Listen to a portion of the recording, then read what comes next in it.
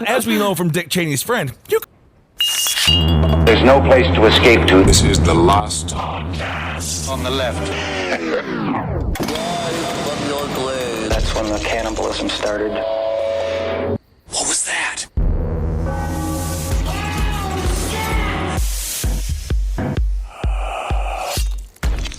Boys, you know what I was thinking last night? What? Wouldn't it be fun if we were sisters? We are kind of sisters if you think about, well, it's a brotherhood.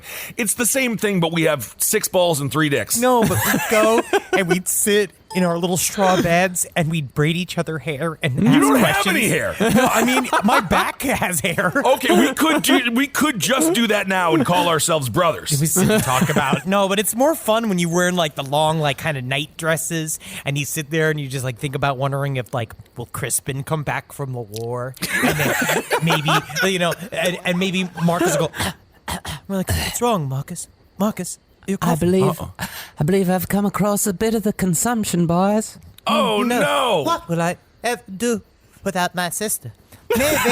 Maybe Father will allow you to wear his war coat. Just for one moment this Christmas. Oh, what's that telegram? Dad is dead. Oh, hey, what's up, everyone? Welcome to the last podcast on the... Benjamina. Yep, sorry. Yep. Oh, who will I be allowed to marry now? I don't know. Yeah, Dad died. They said it was a friendly fire. Apparently, he was super annoying. He kept on talking about his daughters. Oh, now Dad's Yeah. friends is going to come to the home and choose each one of us to marry, and we'll be separated. Well, indeed, much like the Chihuahua, sometimes separation is good. Okay. By the way, Jerry, he's a Beagle Chihuahua. He's getting more Chihuahua every day, and I say, Chihuahua out! Like an exorcist. Okay. So, although you know what I say about the Chihuahua? The Chihuahua is the salt of dogs. Every dog should have a little Chihuahua, but not too much Chihuahua. You've hijacked the whole beginning of the show. Yep. All right, everyone. Well, why is Henry talking about sisters? Because today we are talking about a pair, a duo, a demonic duo, the murderous madness of the twins Erickson. Ursula and Sabina Eriksson were identical Swedish twins who, in 2008, simultaneously lost their minds during a bizarre and mysterious trip to the UK that ended with a case of cold-blooded murder. Now, this story has fascinated me for a number of years because there was a documentary that came out in 2011 when I first saw it called Madness in the Fast Lane. That was on BBC a bunch of years ago. And you gotta watch it. You gotta watch it. Yeah. But this story is fascinating. I love that title. Cool. Now, we may not have known about this story at all had part of the twins' breakdown not been caught on camera during the filming of a UK reality show called Traffic Cops, which is actually a lot more exciting than it sounds. Really? I would rather watch a documentary called Window Washers or Port Boys. My father was a traffic cop, and a lot of traffic cops most of it involves just sitting and watching accidents happen going, that's going to take a lot to clean up. I wish I wasn't so drunk for today. I didn't know there was going to be an accident.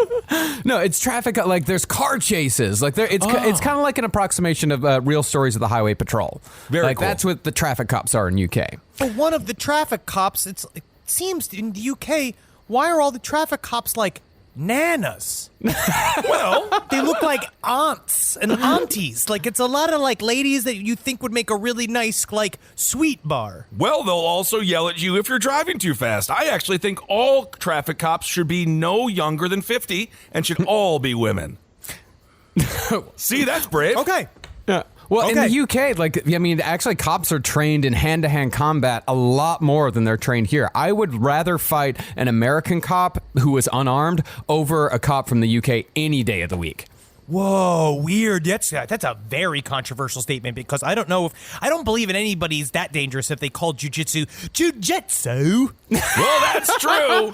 But thankfully, our officers don't have to use hand-to-hand combat. They don't have to. They don't have to. They have all their weapons from the military. Yeah, like fat Batmans.